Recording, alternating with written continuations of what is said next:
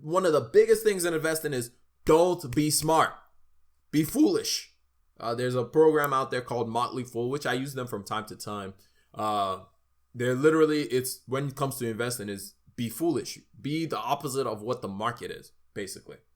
But anyway, let's get right into it. And this basically comes from the idea. I was reading an article. Really, I wasn't reading the article. I heard about the article and I went to go find it. And it's the fact that a study was done and it was like any monkey can beat the market. So, and you're like, what? That doesn't make any sense. You have to be smart and all this stuff to invest. This is just going to disprove the theory that in order to invest, you have to be so smart. No, in order to invest, you just need to have a little bit of money on the side. That is your your discretionary fund, like your not necessary to use for something fund. But anyway, so it started in 1973 when a Princeton University professor, Burton Malkiel, claimed in his best-selling book, A Random Walk Down Wall Street, that a blindfolded monkey throwing darts at a newspaper financial page could select a portfolio that would do just as well as one carefully selected by experts.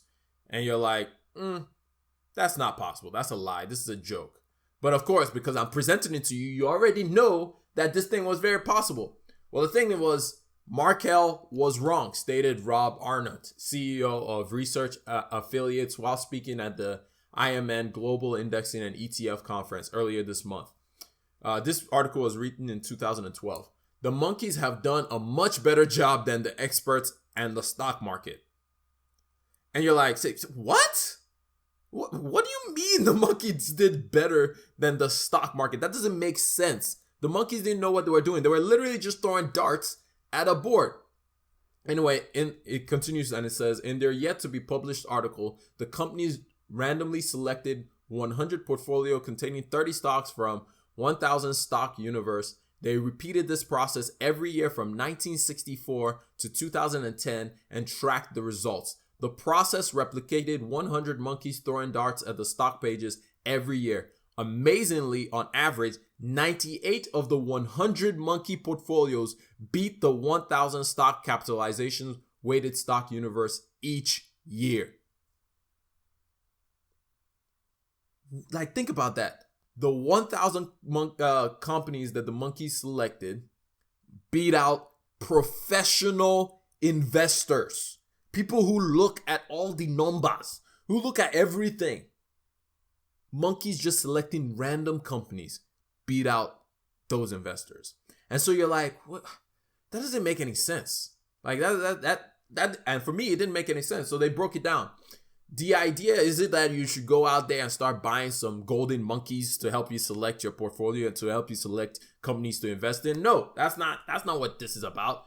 The idea is that from 1964 to 2011, the return for the 1,000 stocks used by the research affiliates was 9.7%.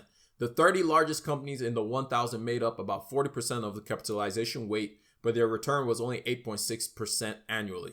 The other 970 stocks made up 60% of the capitalization weight, and their return was 10.5% annually. That is a 0.8% per annum premium return for the smaller stocks over the 1,000 stock universe and a 1.9% premium return over the larger stocks. Basically, all this is saying is when you diversify yourself really, really well, like it's 1,000 companies you're being selected, there is more room for growth for smaller companies than there is room for growth for really large companies. Like at some point you start hitting a ceiling. Like when it comes to companies, at some point they can't just keep growing, going up and up and up. Think of a company like IBM.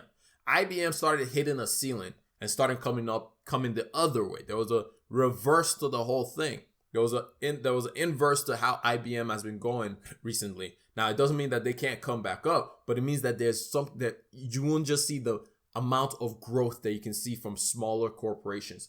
But the point is, if a monkey can select 1,000 companies, 1,000 random companies, and do well with a 10% return in their portfolio, then you and I have a much better shot.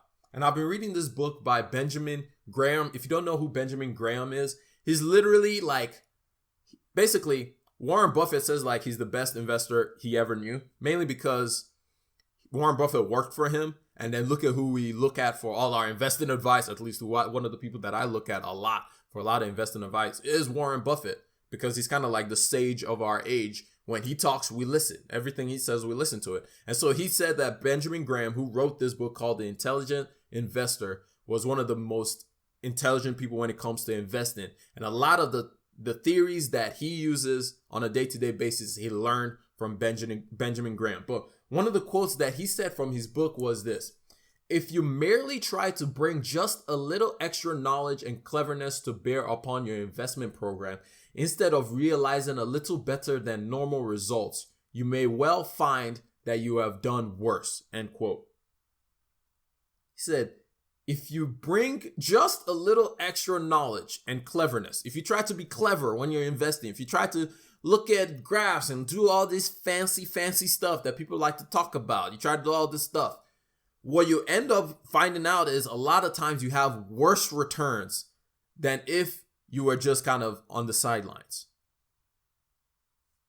So when it comes to investing, it is a whole lot less about being the smartest guy in the room and a lot more about being being just a bystander.